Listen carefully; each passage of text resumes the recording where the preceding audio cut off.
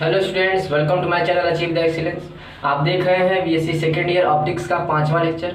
इसके पहले वाले 4 लेक्चर्स में मैंने आप लोगों को फर्नेस प्रिंसिपल के बारे में बताया था और उनके एप्लीकेशन में 3 एप्लीकेशन भी बता दिया था। अगर आप सबने वो सब लेक्चर नहीं देखा है तो यहाँ पे जो आई टैप आ रहा है आप जाके देख लीजिए, आपको उसके बाद ये वीडियो देखने पर और अच्छे से समझ में आएगा। इस लेक्चर में हम पढ़ेंगे 5वां एप्लीकेशन फर्नेस प्रिंसिपल का, reflection of light from Fermat's principle. तो रिफ्लेक्शन ऑफ लाइट क्या होता है ये सब हम बहुत पहले से ही जानते हैं।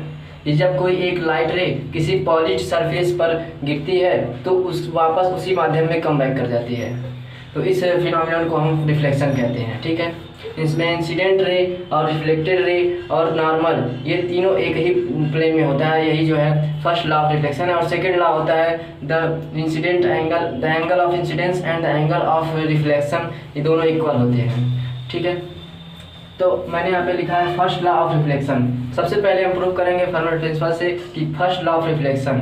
ठीक है, फर्स्ट लॉ ऑफ रिफ्लेक्शन क्या होता है मैं एक बार फिर बता देता हूँ कि the incident ray, reflected ray and the normal at the point of incidence, ये तीनों एक ही प्लेन में होते हैं। ठीक है, अब इसके प्रूफ की बात की जाए तो प्रूफ के लिए हम क्या करेंगे, हमने सबसे पहले एक प्लेन मिरर कंसीडर कर लिया है। यह इसका एक्स एक्सिस है, यह जेड एक्सिस है और यह वाई एक्सिस है। ठीक है, हमने क्या किया, एक plane A B C D consider किया। यह प्लेन इस मिरर के परपेंडिकुलर रखा हुआ है। कोई एक ऑब्जेक्ट है जो कि पॉइंट पी पर रखा हुआ है और इससे लाइट रे आ रही है और यम पॉइंट से रिफ्लेक्ट होकर के पी डैश पे पहुंच रही है। ठीक है, यम पॉइंट इस प्लेन में है, यम पॉइंट इसी प्लेन में है। ठीक है, और एक हमने अनदर पॉइंट कंसीडर किया यम डैश जो कि इस प्लेन के बाहर है। ठीक है, यह पॉइंट यम डैश इस प्लेन के बाहर है और इस सरफेस पे कहीं है। ठीक है, अब लाइट रे पॉइंट पी से आ रही है और यम डैश से रिफ्लेक्ट होकर के पॉइंट पी डैश पे पहुंच रही है। ठीक है, यहाँ से हमने यम डैश से एक परपेंडिकुलर ड्रा किया A B C D plane पर, यम यम डैश, और यम इसका फुट ऑफ परपेंडिकुलर है। आपको यहाँ तक बात समझ में आ गई होगी। ये सारे इसके कमेंट्स हैं, तो कमेंट्स मैं लिखूंगा नहीं। ठीक, ये सारे आपको कमेंट्स वीडियो के डिस्क्रिप्शन बॉक्स में मैंने नोट्स डाला है, आप वहाँ से डाउनलोड कर लीजिएगा। ठीक है, चलिए तो अब हम देखते हैं हम क्या देख रहे हैं फिगर में। फिगर में हमें 2 राइट एंगल ट्रायंगल्स दिखाई दे रहे हैं, पी यम डैश और दूसरा दिखाई दे रहा है यम डैश यम पी डैश। ठीक है, दोनों राइट एंगल ट्रायंगल्स में पी यम डैश एक इसका हाइपोटेनस है पहले वाले राइट एंगल ट्रायंगल का, और यम डैश पी डैश दूसरे वाले राइट एंगल ट्रायंगल का हाइपोटेनस है। ठीक है, तो हम क्या देख रहे हैं from figure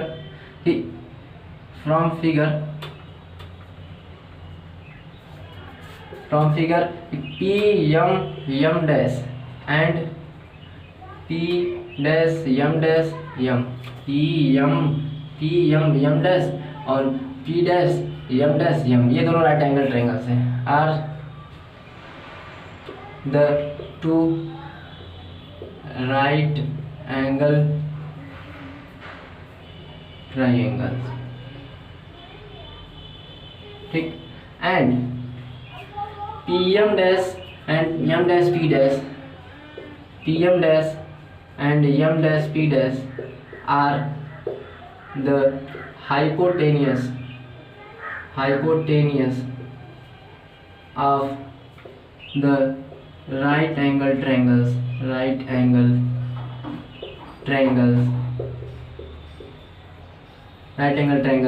PM M dash and P dash M dash M respectively. ठीक है, ये हमने बता दिया। अब हम क्या जान रहे हैं कि यम पी एम डैश यह बड़ा होगा पी एम से and M dash P dash यह बड़ा होगा यम पी डैश से, क्योंकि हाइपोटेनियस हमेशा परपेंडिकुलर से बड़ा होता है। पी एम इसका परपेंडिकुलर है और यम डैश इसका बेस है और पी एम डैश इसका हाइपोटेनियस। इसी तरह से दूसरे वाले राइट एंगल ट्रायंगल में होगा। तो therefore P M dash is greater than P M and M dash P dash यह बड़ा होगा यम पी डैश से। यह हो गया। ठीक, इसको इक्वेशन में मानते हैं। यह हमारा पता चल गया यहाँ तक। ठीक है, चलिए अब हम मान लेंगे। ठीक, क्या मानेंगे कि डेल ओ जो है ऑप्टिकल पाथ है उस लाइट रे का जो इस प्लेन मिरर में, जो इस परपेंडिकुलर प्लेन में जो है लाई कर रही है। ठीक, क्या मानेंगे, let del O be the optical path of the light ray lies in the plane ABCD, and del O dash be the optical path of the light ray lies outside the plane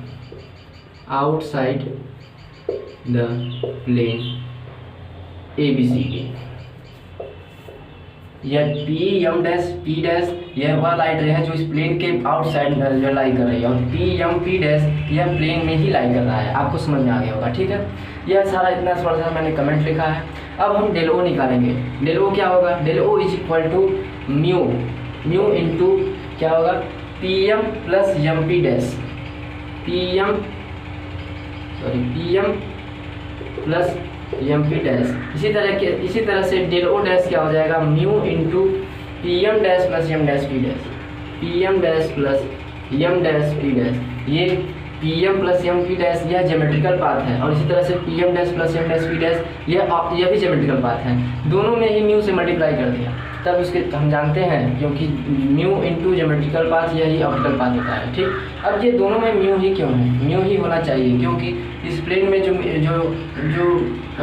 इस plane में जो medium है उसी इस plane के बाहर भी वही मीडियम है, ठीक है।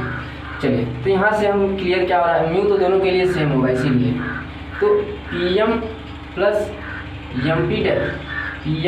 MP डैश यह छोटा होगा PM dash plus M dash P dash से, क्योंकि यह बड़ा है प्लस ये बड़ा है, यानी ये पूरा बड़ा है, और यह छोटा है, यह छोटा है, यानी ये इनको जोड़ेंगे तो इनसे छोटा ही आएगा वो, ठीक है। तो from here it is clear that del O is smaller than del O dash, that is del O is less than del O dash, ठीक है। तो and that is, इसका स्मॉलर होने का मतलब क्या होगा कि del O be the minimum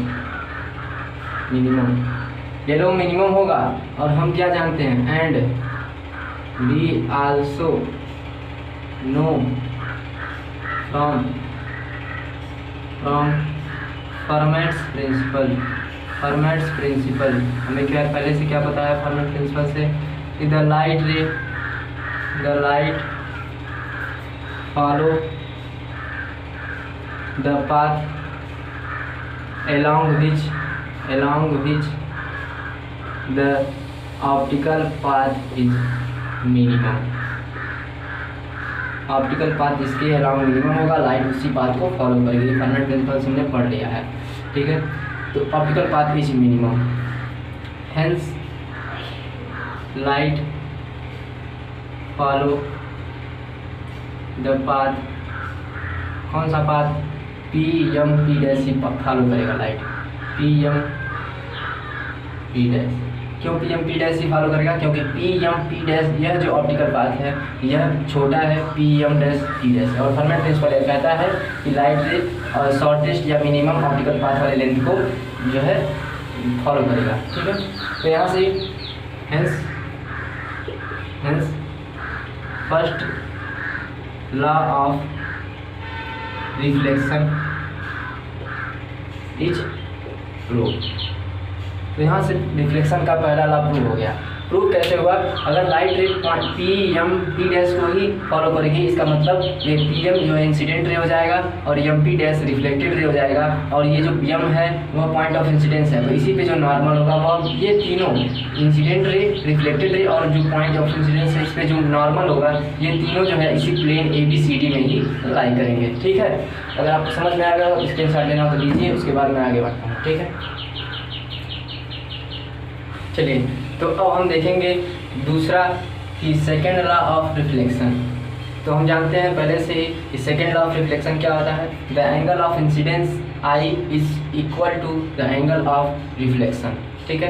यही सेकेंड लॉ ऑफ रिफ्लेक्शन होता है। हमें फर्मेट प्रिंसिपल से इसे भी प्रूव करना है। तो इसके लिए फिर हमने वही बात की कि एक प्लेन मिरर कंसीडर किया, प्लेन ABCD है, और अब हम जान गए हैं कि लाइट रे PM P डैश को ही फॉलो करेगी। तो अब क्या होगा, हमने यह नियम जो है एक नॉर्मल देखा, नॉर्मल खींचा यह नियम, ठीक। उसके बाद ये एंगल I हो जाएगा, यह एंगल R हो जाएगा, यह एंगल, अगर यह एंगल I है तो यह एंगल भी I होगा, और इसी तरह से अगर यह एंगल R है तो यह एंगल भी R होगा। ये कैसे हो जाएगा, देखिए पहले ये लाइन और ये लाइन, ये दोनों पैरेलल है एक दूसरे की, और ये एक तिरछी लाइन है, ये कट किया। तो आपने पढ़ा होगा कि ये एंगल और ये एंगल दोनों सेम होते हैं। अगर ये स्मॉल I है तो ये भी स्मॉल I होगा, अगर ये स्मॉल R है तो ये भी स्मॉल R होगा, ठीक है। इसी तरीके से यह भी है और यह भी है, ठीक। तो अब इस एंगल का मुझे नाम नहीं याद आ रहा है, बड़ा अटपटा नाम है, फिर भी चलिए, तो आपने समझ लिया होगा। तो उसके बाद हमने क्या किया, ये एंगल I है तो ये भी I होगा, ये R है तो ये भी R होगा, ठीक। चलिए, उसके बाद हमने मान लिया कि जो PD डिस्टेंस है वह A है, और DC डिस्टेंस स्मॉल d मान लिया, P डैश C डिस्टेंस को स्मॉल b मान लिया, ठीक। अच्छा, उसके बाद हम क्या करेंगे, यह x एक्सिस है, यह y एक्सिस है, यह z एक्सिस है। तो यह डिस्टेंस, जो डिस्टेंस इधर ट्रैवल करेंगे उसे x एक्सिस के अलावा लिखेंगे, यह y एक्सिस के अलावा लिखेंगे, इसे z एक्सिस के अलावा। तो हमने मान लिया d से m के बीच की जो डिस्टेंस है वो स्मॉल x है, क्योंकि यह स्मॉल x क्यों होगा, क्योंकि x एक्सिस के अलावा ट्रैवल किया, ठीक। चलिए, तो इस कंडीशन में m का कोऑर्डिनेट क्या होगा, x का कोऑर्डिनेट कामा y का कोऑर्डिनेट होगा ही नहीं, क्योंकि y एक्सिस के अलावा चल ही नहीं रहा है। z का कोऑर्डिनेट z के अलावा भी नहीं चल रहा है, z के अलावा कहाँ चल रहा है, देखिए x एक्सिस के अलावा, अगर z के अलावा चलता तो इस प्लेन के बाहर आ जाता, और अगर y के अलावा चलता तो इस x एक्सिस के पर ना होकर के पॉइंट थोड़ा ऊपर होता, ठीक। इसका मतलब जीरो कोऑर्डिनेट होगा x एक्सिस का भी और y का भी, z का भी, सॉरी y का भी जीरो होगा, x का तो x है ही, y का भी जीरो होगा, z का भी जीरो होगा, तो हमको z के लिखने की जरूरत नहीं है, ठीक है। इसी तरीके से P डैश का कोऑर्डिनेट क्या होगा, ये B distance B y axis के अलावा ट्रैवल किया है, ठीक, और x एक्सिस के अलावा इसने d ट्रैवल किया है, x एक्सिस के अलावा d ट्रैवल किया है, y एक्सिस के अलावा d ट्रैवल किया है, ठीक। चलिए, उस कंडीशन में P का कोऑर्डिनेट क्या होगा, P का कोऑर्डिनेट होगा x का कोऑर्डिनेट। अच्छा, इसमें z एक्सिस के अलावा ट्रैवल नहीं किया, अगर z एक्सिस के अलावा ट्रैवल करता तो इस प्लेन के बाहर आ जाता, ठीक है। तो केवल x और y एक्सिस के अलावा ट्रैवल किया है। चलिए, हम बात कर रहे थे P के कोऑर्डिनेट, तो P का कोऑर्डिनेट x के अलावा ट्रैवल नहीं कर रहा है, क्योंकि केवल y एक्सिस के अलावा ट्रैवल कर रहा है, तो जीरो हो जाएगा x का कोऑर्डिनेट। y एक्सिस के अलावा ट्रैवल कर रहा है और a डिस्टेंस ट्रैवल कर रहा है, तो a हो जाएगा, और z के अलावा ट्रैवल कर ही नहीं रहा है, अगर बाहर हो जाता, अगर z के अलावा ट्रैवल करता है, इसका मतलब इसका 0, a होगा, ठीक है। आपने यहाँ तक समझ लिया होगा। तो यही सारे इसके कमेंट्स थे, कमेंट्स मैंने नोट्स में डाल दिया है, आप लोग डाउनलोड कर लीजिएगा, फिर वहाँ से अच्छे से लिख लीजिएगा, वहाँ बढ़िया से मिलेगा, टेंशन मत लीजिएगा, ठीक है। चलिए, तो अब हम क्या करेंगे, अब हम बताते हैं कि इफ़ या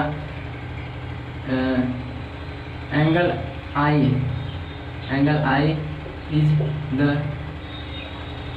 एंगल ऑफ इंसिडेंस है, ये बता दे रहे हैं, हम बता दे रहे हैं incidence, and angle R is the angle of reflection, ये आपने फिगर से देख लिया, ठीक है। सॉरी, ठीक। चलिए, और फिगर से फ्रॉम फिगर जो सारे डिस्टेंसेस मैंने लिखे हैं वहाँ पे वो यहाँ पे मैं लिख देता हूँ।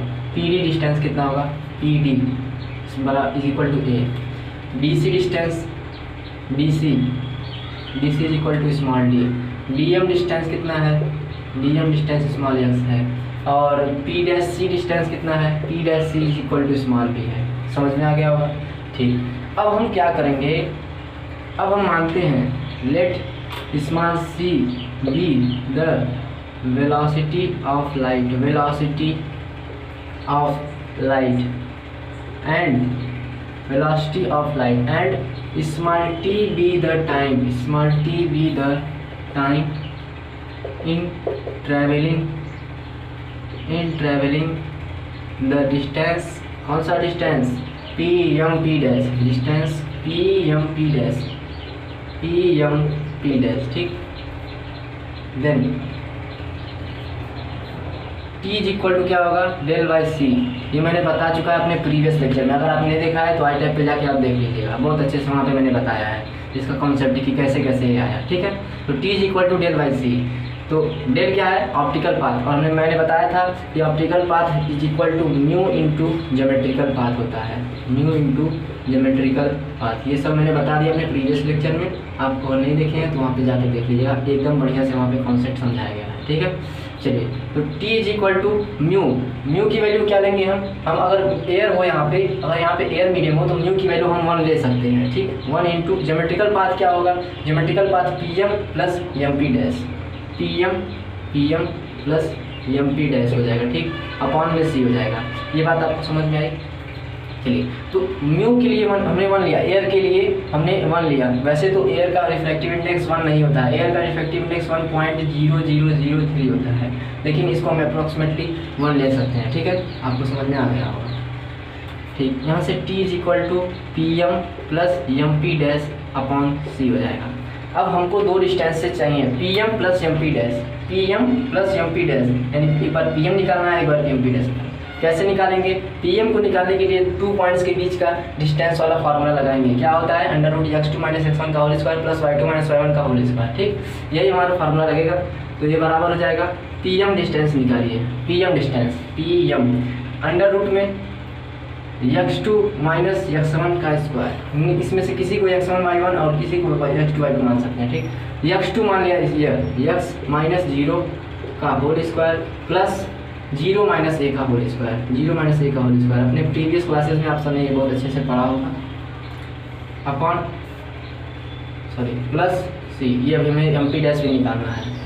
mp डैश कैसे निकलेगा, फिर वही काम, x2 अब की बार हमने इसको x2 y2 मान लिया, इसको x1 y1 मान लिया। ठीक, तो d minus x under root में d minus x, x2 minus x1 का whole square plus y2 minus y1 का होल स्क्वायर, b माइनस 0 का होल स्क्वायर। ठीक है, अपॉन में c लिखा है मैंने। ठीक, यहाँ से t इज इक्वल टू मिल जाएगा आपको अंडर रूट में x square plus a square plus under root में d माइनस x का whole square plus b square upon c।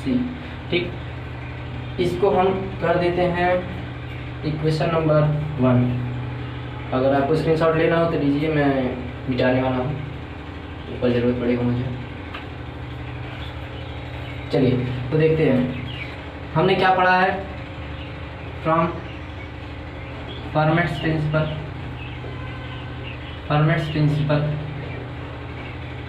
क्या पढ़ा हमने, मैंने बताया था dt by D X is equal to 0 होता है। ये मैंने प्रीवियस लेक्चर में बता दिया है, अगर आपने नहीं पढ़ा है तो वहाँ से देख लीजिए और अच्छे से समझ में आएगा। ठीक है, तो dt by D X is equal to 0। अब इसको हम डिफ्रेंशिएट कर दें, इक्वेशन 1 को डिफ्रेंशिएट कर दें with respect to small X, तो क्या होगा, dt by D X is equal to under root, तो इसका डिफ्रेंशिएशन पार्ट वाइज हम डिफ्रेंशिएशन करेंगे इसका, ये इसके अलग पार्ट में आएगा, इसके अलग पार्ट में आएगा। तो d by D X of under root में एक्स स्क्वायर प्लस ए स्क्वायर अपॉन सी, फिर इसका अलग पार्ट में हम कर देते हैं plus d by D X, फिर 1 अपान नहीं, अंडर रूट में ये d माइनस एक्स का whole square plus b square पूरे के अपान में c है।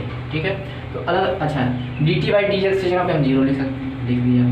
d बाई, अच्छा 1 बाई सी यह बाहर हो जाएगा क्योंकि कांस्टेंट है c, और d by D x differentiation of this, तो इसका डिफ्रेंशिएशन हमने पहले से पढ़ा है, हम बहुत अच्छे से जानते हैं। इसका डिफ्रेंशिएशन 1/2 अंडर रूट में एक्स स्क्वायर प्लस ए स्क्वायर, और इसके अंदर जो एक्स स्क्वायर है उसका भी जो है डिफ्रेंशिएशन होगा वह 2x हो जाएगा। ये आपने पढ़ा होगा बहुत अच्छे से डिफ्रेंशिएशन। ठीक, प्लस इसमें भी 1 बाई सी बाहर आ जाएगा क्योंकि कॉन्स्टेंट है, और इसका डिफ्रेंशिएशन 1/2 अंडर रूट वही quantity d minus X plus B square, फिर उसके बाद जो अंडर क्वान्टिटी है उसका डिफ्रेंशिएशन, तो इसका डिफ्रेंशिएशन आएगा 2d माइनस एक्स, फिर इसके अंदर जो एक्स वाला टर्म है उसका भी डिफ्रेंशिएशन होगा -1 आ जाएगा, माइनस एक्स का डिफ्रेंशिएशन -1 हो जाएगा। ठीक है, ये है। चलिए, तो आपको समझ में आ गया होगा ये बात। दोनों में से 1 बाई सी कॉमन ले लेते हैं, 1 बाई सी जब दोनों में कॉमन ले लेंगे और यहाँ से 2 कट जाएगा और ये भी 2 से कट जाएगा, तो यहाँ से बचेगा x अपान अंडर रूट में एक्स स्क्वायर प्लस ए स्क्वायर, और यहाँ बचेगा माइनस के साथ d minus X upon under root में d माइनस एक्स का whole square plus B square is equal to 0। चूँकि 1 बाई सी 0 के बराबर नहीं होगा, मतलब यह 0 के बराबर होगा, तो x बाई अंडर रूट में एक्स स्क्वायर प्लस ए स्क्वायर फिर माइनस का D minus X upon under root में डी माइनस एक्स का whole square plus B square is equal to 0।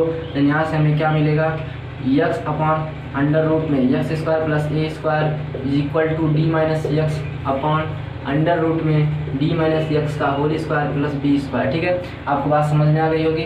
अब हम क्या करेंगे, अब हम फिगर से काम लेंगे। फिगर से हम इस दो ट्रायंगल देख रहे हैं, दो राइट एंगल ट्रायंगल है पी डी एम और एक एम सी पी डैश। इसी से हम साइन आई की वैल्यू निकालेंगे और साइन आर की वैल्यू निकालेंगे, तो हमें कुछ इसी तरीके से रिलेशन प्राप्त होगा। तो देखते हैं, चलिए तो देखा जाए फ्रॉम फिगर से हमें क्या मिल रहा है, इन ट्रायंगल कौन से पी डी एम में हम क्या निकालेंगे, sine i is equal to perpendicular upon hypotenuse, perpendicular upon hypotenuse D M upon P M है। ठीक है, is equal to D M की वैल्यू स्मॉल एक्स है अपॉन पी एम की वैल्यू मैंने निकाली थी और under root x square plus ए स्क्वायर आया था। ठीक है, अच्छा मैं यहाँ लिख देता हूँ, जगह नहीं है। अब क्या करेंगे, इन ट्रायंगल ये दूसरा वाला एम सी पी डैश, इसमें हम क्या निकालेंगे, sine r is equal to perpendicular upon hypotenuse M C upon M P dash. तो एम सी की वैल्यू हमने क्या, एम सी की वैल्यू क्या होगी, ये पूरा डिस्टेंस डी है, इतना डिस्टेंस स्मॉल एक्स है। अगर एम सी निकालना हो तो इस पूरे डिस्टेंस में से यह डिस्टेंस हटा देंगे तो यह एम सी निकल जाएगा, मतलब डी माइनस एक्स हो जाएगा एम सी का डिस्टेंस। तो एम सी की वैल्यू हो जाएगी डी माइनस एक्स अपॉन, और हमने एम पी डैश निकाला है, आया है 2 पॉइंट के बीच का डिस्टेंस डी माइनस एक्स का whole square plus B square, यही आया है। ठीक है, तो ये हो गया हमारा साइन आई और साइन आर की वैल्यू। अब हम ये इसको इक्वेशन 2 मान लीजिएगा। ठीक है, अब साइन आई और साइन आर की वैल्यू इक्वेशन नंबर 2 में हम पुट करेंगे तो हमें क्या मिलेगा, यहाँ लिख देता हूँ मैं, जगह कम है, तो मिलेगा, तो लिखेंगे using value of sine i and sine r in equation 2, तो हमें क्या मिलेगा, sine i is equal to sine r मिल जाएगा। इतनी क्वांटिटी साइन आई के इक्वल है, इतनी क्वांटिटी साइन आर के इक्वल, दोनों इक्वल हो जाएंगे। और हम जानते हैं जो एंगल आई और जो एंगल आई और स्मॉल आर है, ये दोनों बहुत ही स्मॉल हैं। तो हमने पढ़ा है कि स्मॉल आई और स्मॉल आर के लिए sine i is equal to i हो जाता है और sine r is equal to r हो जाता है। ठीक, तो यहाँ से i is equal to small r हो जाएगा। और हमने यही पढ़ रखा है second law of reflection, the angle of incidence is equal to the angle of reflection. तो hence second law of reflection is prove. मैंने नोट्स में एकदम अच्छे से कमेंट सहित लिखा है, आप लोग वहाँ से डाउनलोड करें। तो ये लेक्चर यहीं पे ख़त्म होता है। अब हम अपने अगले लेक्चर में मिलेंगे और नए एप्लीकेशन के साथ, refraction of light from Fermat principle. तो आशा करता हूँ आपको कि ये वीडियो अच्छा लगा होगा, और अगर अच्छा लगा होगा तो लाइक कीजिएगा और शेयर कीजिएगा अपने दोस्तों के साथ, और अगर चैनल पर नए होंगे तो सब्सक्राइब जरूर कर लीजिएगा, और ज़रूर आप कमेंट करके बताइएगा कि ये वीडियो आपको कैसा लगा। Thank you students.